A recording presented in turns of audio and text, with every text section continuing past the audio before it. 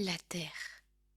La terre sur laquelle nous marchons, les montagnes immenses que nous pouvons voir, les arbres qui nous abritent, les animaux qui nous entourent, le ciel au-dessus de nous et la mer immense. Tout cela a été créé par Allah, l'unique, le créateur de toutes choses. Pourtant, bien avant notre monde, il y avait déjà d'autres créatures qui existaient. Parmi elles, le trône d'Allah. Celui-ci est tellement immense que 8 anges le portent constamment. Allah, le Tout-Puissant, créa son kursi et sa plume, celle-là même qui servait à écrire tout ce qui allait se passer sur la terre et les cieux. Il y avait aussi avant nous d'autres créatures comme les anges ou encore les djinns. Les anges sont des êtres exceptionnels. Ils adorent Allah sans jamais s'arrêter et ne font aucun péché. Ils possèdent de nombreuses ailes. Djibril, que la paix soit sur lui, alayhi salam, l'ange qui transmettait le Coran au prophète Mohammed, sallallahu alayhi wa sallam, en possède 600. Quant aux djinns, ils sont des créatures faites de fumée sans feu. Ils peuvent être gentils ou méchants. Nous ne pouvons pas les voir, mais nous pouvons nous en protéger en récitant du Coran. Un jour, Allah annonça aux anges qu'il allait créer une autre espèce, nous, les êtres humains.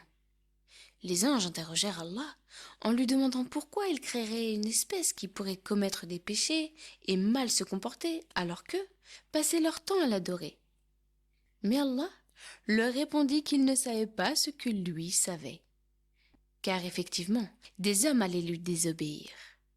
Mais il y aurait aussi parmi eux des prophètes, des martyrs et des gens avec un très bon comportement qui, eux, adoraient Allah. Donc Allah créa le tout premier être humain, notre père à tous, le prophète Adam, alayhi salam. Il le créa à partir de terre, puis il lui apprit de nombreuses choses. Ensuite, il demanda à tous les anges de se prosterner devant Adam. Immédiatement, ils obéirent et sans exception, ils se prosternèrent. Pourtant, un être présent refusa de se prosterner. Il n'était pas un ange, oh non. Il était un djinn, tellement dévoué à l'adoration d'Allah qu'il avait été placé parmi les anges. Mais ce jour-là, il désobéit délibérément. Bien qu'Allah sait tout, il laissa Shaitan, car c'était bien lui, s'expliquer.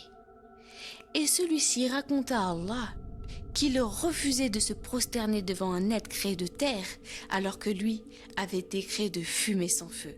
C'est donc par orgueil, ce sentiment qui nous fait penser qu'on est meilleur que tout le monde, que Shaitan refusa de se soumettre au Tout-Puissant.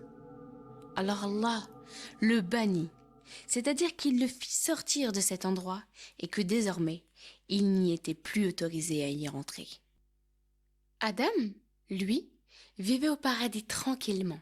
Il pouvait avoir tout ce qu'il désirait, mais il se sentait seul malgré tout. Alors Allah créa Hawa, alayha salam, la première femme qui est donc notre mère à tous.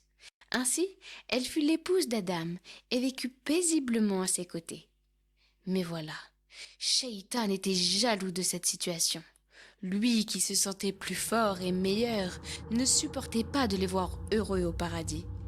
Alors, il imagina un plan diabolique. Il y avait au paradis un arbre dont les fruits étaient interdits à Adam et Hawa. Alors, Shaitan commença à réfléchir à un plan pour qu'ils en mangent malgré l'interdiction qu'Allah leur avait donnée. Au départ, il alla voir Adam et le suggéra de s'approcher de cet arbre. Pas pour en manger, bien sûr que non, juste pour s'approcher, pour le regarder d'un peu plus près. Puis un autre jour, il lui proposa de s'approcher encore un peu plus près et de le regarder toujours un peu plus longtemps. Rien de mal à ça, n'est-ce pas? Puis un jour, encore plus et encore plus, jusqu'au moment où il leur conseilla de goûter un fruit. Juste une bouchée. Malheureusement, la ruse du diable fonctionna et Adam et Hawa goûtèrent de ce fruit. Dès l'instant où ils en avalèrent un peu, ils regrettèrent tout de suite. Mais le mal était déjà fait. Ils venaient de désobéir tous les deux au Tout-Puissant.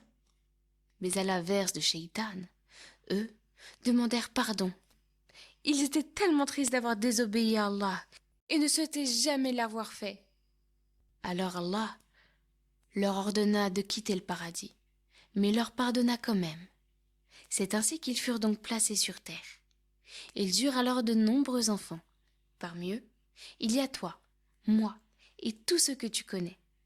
Car comme je l'ai dit avant, nous sommes tous les enfants de Adam et Hawa.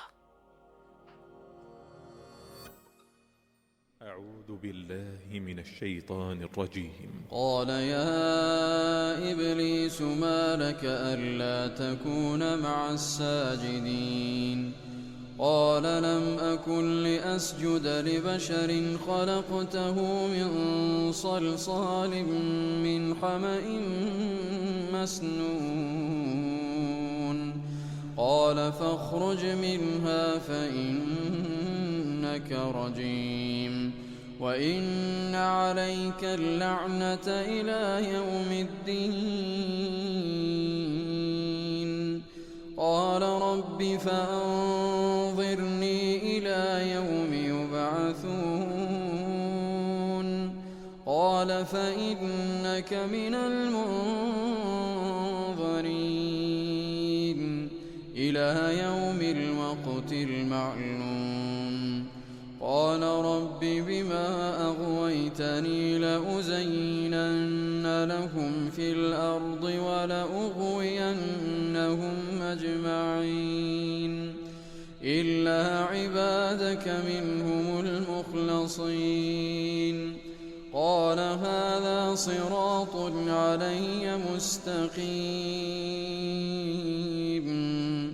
إن عبادي ليس لك عليهم سلطان إلا من اتبعك من الغاوين